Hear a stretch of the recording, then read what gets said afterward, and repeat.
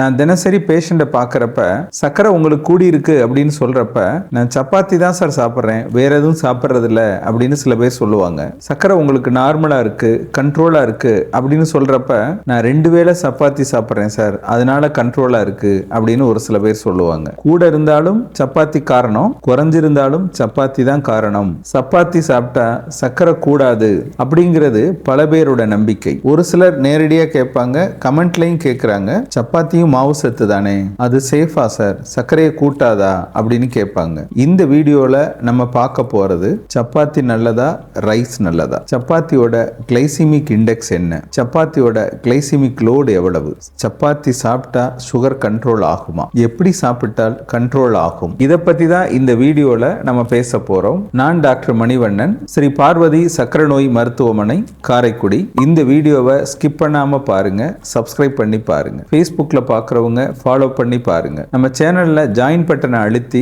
பங்களிப்பை வழங்கிய அனைவருக்கும் என் நெஞ்சார்ந்த நன்றிகள். முதல்ல நம்ம சேனல்ல கேட்கப்பட்ட ஒரு கேள்விக்கு பதில் சொல்லிட்டு நம்ம வீடியோக்குள்ள போவோம். ஐயா, எனக்கு சர்க்கரை இருக்கு, வாழைப்பழத்தை பார்த்தாலே என்னால சாப்பிடாம இருக்க முடியல, நான் வாழைப்பழம் சாப்பிடலாமா? வாழைப்பழத்துல நேச்சுரல் சுகர் இருக்கு, பொட்டாசியம் இருக்கு, ஃபைபரும் இருக்கு. ஆனால் இதோட கிளைசிமிக் லோடு அதிகம், அதனால் சர்க்கரை வேகமா கூடும். ஆனா இதுல ஒரு முக்கியமான விஷயம், தொடர்ச்சியா சர்க்கரை கட்டுப்பாட்டில் இருந்தால் ஒரு அரை வாழைப்பழம் தாராளமா சாப்பிடலாம். சர்க்கரை உள்ளவர்கள் தினசரி சாப்பிட வேண்டாம், சாப்பாட்டுக்கு பின்னாடி சாப்பிடுங்க. அரை வாழைப்பழம் போதுமானது, தினமும் சாப்பிட வேண்டாம். இப்ப சப்பாத்தியை பத்தி பேசுவோம். ஒரு காலத்துல சர்க்கரை வந்துட்டாலே சப்பாத்தி சாப்பிடணும், டாக்டர்களே சர்க்கரைக்கு சப்பாத்தி சாப்பிட்டா நல்லது, சர்க்கரைக்கு சப்பாத்தி சாப்பிடுங்க அப்படின்னு சொல்லுவாங்க. மக்களும் ரைஸ்ல சர்க்கரை அதிகம், சப்பாத்தில இருக்காது அப்படின்னு நம்பினாங்க. ஆனா இன்னைக்கு சயின்ஸ் என்ன சொல்லுதுன்னா, சப்பாத்திலையும் ரைஸ்லையும் கார்போஹைட்ரேட், அதாவது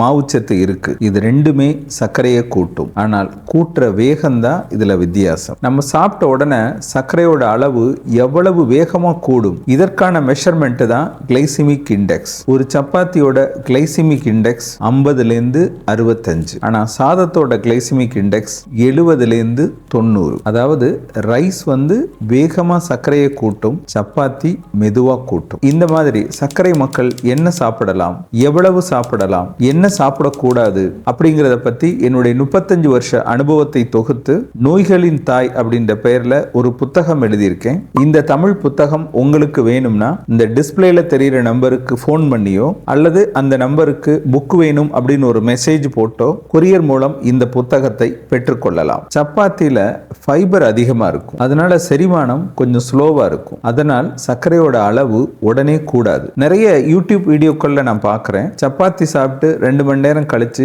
சுகர் எடுத்து பார்க்கறாங்க, அது நார்மல் அப்படின்னு காட்டுது, அப்ப சப்பாத்தி சாப்பிடலாம் அப்படின்னு பதிவிடுறாங்க. இப்ப சயின்ஸ் என்ன சொல்லுதுன்னா, கிளைசிமிக் லோட பார்க்கணும் அப்படின்னு சொல்லுது. அதாவது நம்ம உடம்புக்குள்ள அந்த உணவு மூலம் எவ்வளவு சர்க்கரை உள்ள போகுது அப்படிங்கிறத பார்க்கணும். இதைத்தான் கிளைசிமிக் லோடு அப்படின்னு இப்ப உள்ள சயின்ஸ் சொல்லுது. இப்ப நீங்க 4-5 சப்பாத்தி சாப்பிடுறீங்க, அதுக்கு உருளைக்கிழங்கும் வச்சுக்கிறீங்க, முடிவுல ஒரு ஸ்வீட்டும் சாப்பிடுறீங்க, அப்ப உங்க உடம்புக்குள்ள எவ்வளவு கார்போஹைட்ரேட், அதாவது மாவுச்சத்து போகுது, இதனால் உங்க சர்க்கரையோட அளவு கூடும். அதனாலதான் குவாண்டிட்டி, எவ்வளவு சாப்பிடுறோம் அப்படிங்கறதா இதுல முக்கியம். தென்னிந்தியாவில் பெரும்பாலும் ரைஸ் தான் அதிகமா சாப்பிடுவோம், நார்த் இந்தியாவில் சப்பாத்தி சாப்பிடுவோம். நம்ம சின்ன வயசுல இருந்து சோறை சாப்பிட்டு பழகி இருக்கிறதுனால கழுத்து வரைக்கும் சாப்பிடுவோம். அதே நேரத்தில் சப்பாத்தி நமக்கு கொஞ்சம் பிடிக்காத உணவு, அதனால கொஞ்சம் குறைச்சு சாப்பிடுவோம். இந்த மாதிரி உணவோட அளவை குறைக்கிறப்ப சர்க்கரையும் கட்டுப்பாட்டில் வரும். உங்களுக்கு சர்க்கரை இருக்கா, சாப்பிட வேண்டிய உணவுகள் பற்றி உங்களுக்கு சந்தேகம் இருக்கா,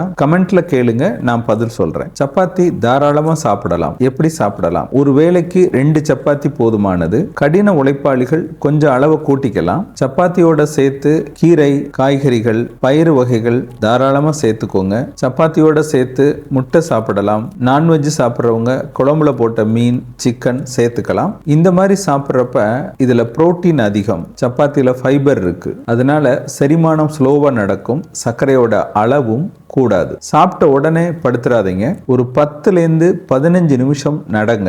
இது இன்சுலின் சென்சிட்டிவிட்டியை கூட்டும், சர்க்கரையோட அளவும் கூடாது. பெரும்பாலும் சப்பாத்தி போடுறப்ப அதற்கான மாவை நம்மளே தயார் பண்ணணும். நம்மளே கோதுமையை வாங்கி அரைச்சு நம்ம வீட்டிலேயே தயார் பண்றப்ப அந்த ஃபைபர் அதிலே இருக்கும். கோதுமை மாவா வாங்குறப்ப அதுல மாவுச்சத்து மட்டும்தான் இருக்கும், ஃபைபர் இருக்காது. அதனால சர்க்கரையோட அளவு கூடும். சப்பாத்திங்கிறது ஒரு மேஜிக் ஃபுட் இல்ல. சப்பாத்தியும் சாதமும் சர்க்கரையை கூட்டும். அதனால எவ்வளவு சாப்பிடணும் அப்படிங்கிறது மட்டும்தான் இதுல முக்கியம். சப்பாத்தியும் ரைஸையும் பார்த்து பயப்பட வேண்டாம், தாராளமா சாப்பிடலாம். ஆனால் அளவோட சாப்பிடுங்க. கீரையும் காய்கறிகளையும் பயிர்களையும் சேர்த்து ஒரு பேலன்ஸ்டு டயட்டா தாராளமா சாப்பிடலாம். இந்த மாதிரி சாப்பிட்றப்ப சர்க்கரை கட்டுப்பாட்டில் வரும். அதற்கு அக்கறை காட்டினால் சர்க்கரை குறையும். உடம்ப பார்த்துக்கோங்க. இந்த வீடியோ பதிவோட முதல் கமெண்ட்ல தைராய்டு பாதிப்பா இந்த 5 கீரைகளை மறக்காமல் சாப்பிடுங்க அப்படின்ற வீடியோவும் இருக்கு. அதையும் போய் பார்த்து தெரிஞ்சுக்கோங்க.